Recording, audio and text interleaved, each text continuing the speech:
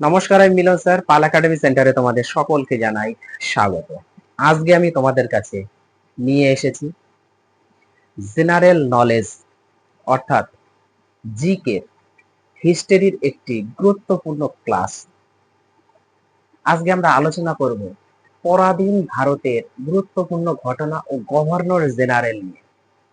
এতটুকু মনে রাখতে হবে যে পরাধীন যখন ছিল সেই সময় পরাধীন ভারতের কিছু গুরুত্বপূর্ণ ঘটনা ঘটেছে। যে ঘটনাগুলি ঘটেছে সেই ঘটনার আমলে গভর্নর জেনারেল কে ছিলেন এই বিষয়ে ক্লাসটি শুরু হচ্ছে। ওকে, তাহলে চলো সময় নষ্ট করব না, এক ঝলকে ক্লাসটি একবার একটু দেখে নাও। ক্লাসটি একদম ভাইটাল ক্লাস। দেখো, প্রথম কোশ্চেন কি বলেছে? আমিনি কমিশন। আমিনি কমিশন কত সালে? 1776 সালে আমিনি কমিশন যখন হয়, এই সময় গভর্নর জেনারেল কে ছিলেন একটু দেখে নাও। এই সময় গভর্নর জেনারেল ছিলেন হচ্ছে ওয়ারেন হেস্টিংস। Warren Hastings.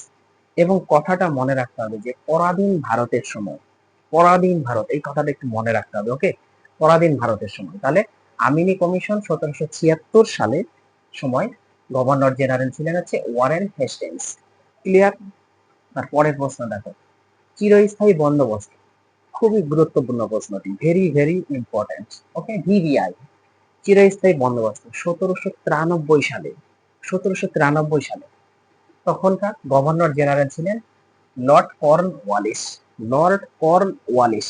ওকে, তারপরে প্রশ্ন দেখো, অধীনতামূলক মিত্রতা নীতি। এই কোশ্চেন গুলা কোনো না কোনো কম্পিটিটিভ এক্সামে বা চাকরি পরীক্ষার ক্ষেত্রে এসেছেই। অধীনতামূলক মিত্রতা নীতি কত সালে? 1798 সালে, 1798। তখনকার গভর্নর জেনারেল কে ছিল? Lord Wellesley. Lord Wellesley.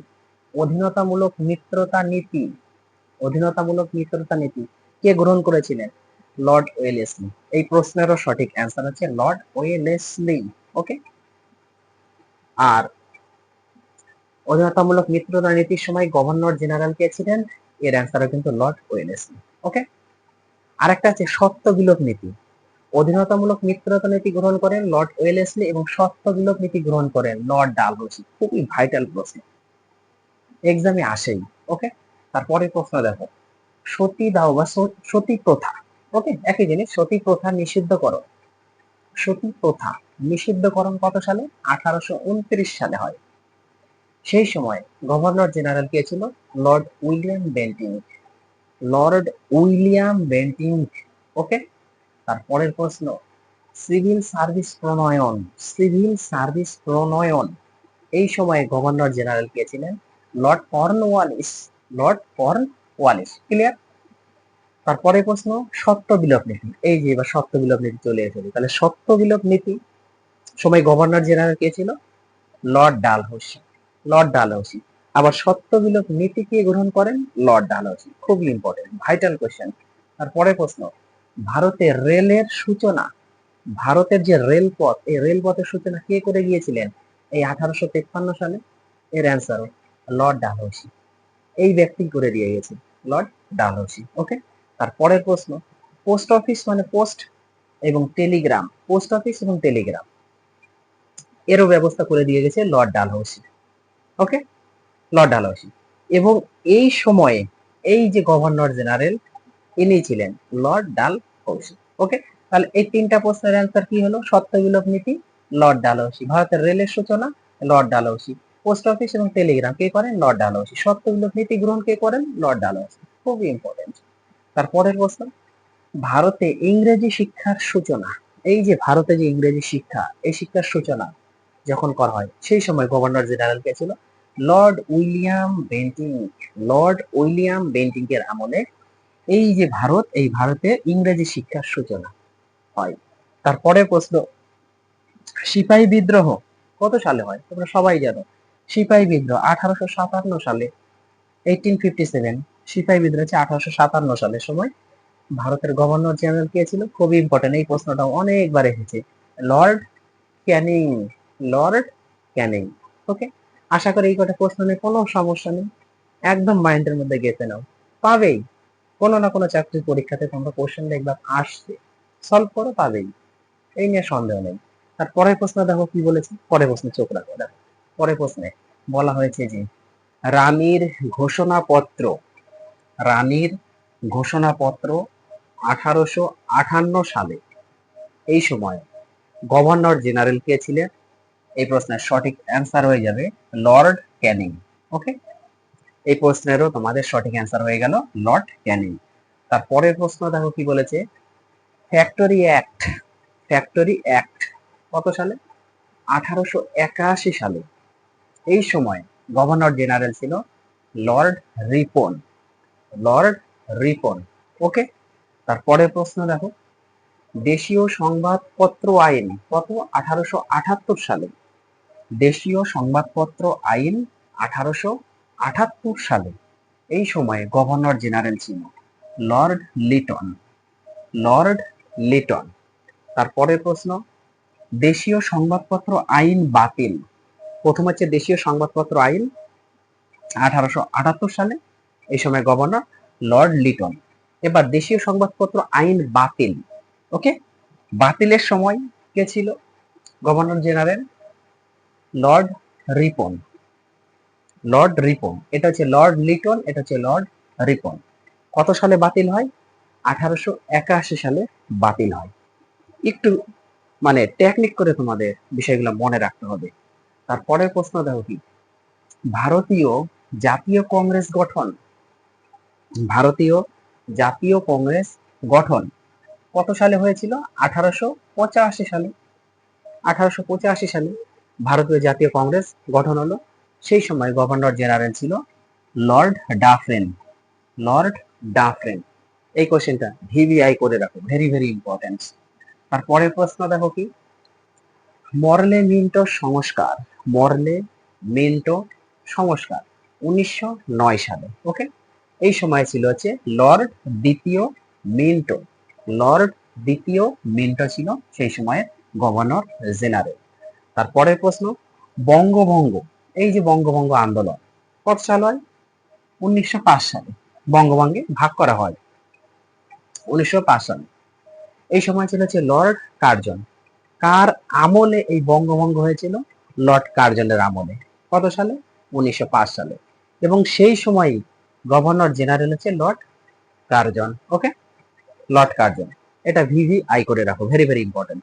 তারপরেরটা বঙ্গভঙ্গ রদ, প্রথম হলো বঙ্গভঙ্গ প্রথম হচ্ছে বঙ্গভঙ্গ, এবার হচ্ছে বঙ্গভঙ্গ রদ কত? 1911 সালে, 1911 সালে রদ হলো। কার আমলে? লর্ড হার্ডিঞ্জ এর আমলে, লর্ড হার্ডিঞ্জ টু। অনেক সময় তোমাদের অপশনে লর্ড হার্ডিঞ্জ দেওয়া থাকবে, অনেক সময় দেওয়া থাকবে লর্ড হার্ডিঞ্জ টু। ওকে, কোনো সমস্যা নাই, দুটোই মনে রাখতে হবে। তাহলে বঙ্গভঙ্গ রদ 1911 সালে হয়, কার আমলে হয়? লর্ড হার্ডিঞ্জ টু এর আমলে বা লর্ড হার্ডিঞ্জ এর আমলে। তারপরের প্রশ্ন, কলকাতা থেকে দিল্লিতে রাজধানী হস্তান্তর করা হয়, কলকাতা থেকে দিল্লিতে রাজধানী হস্তান্তর করা হবে কত সালে? 1912 সালে, 1912 সালে করা হয়েছে। কলকাতা থেকে দিল্লিতে রাজধানী হস্তান্তর করা হয় 1912 সালে। এবার সেই সময় গভর্নর জেনারেল কে ছিল? Lord Hardinge.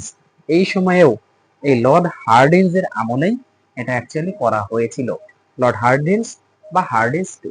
ক্লিয়ার? তারপরের প্রশ্ন দেখো কি বলেছে, পরের প্রশ্নে একটু চোখ রাখো।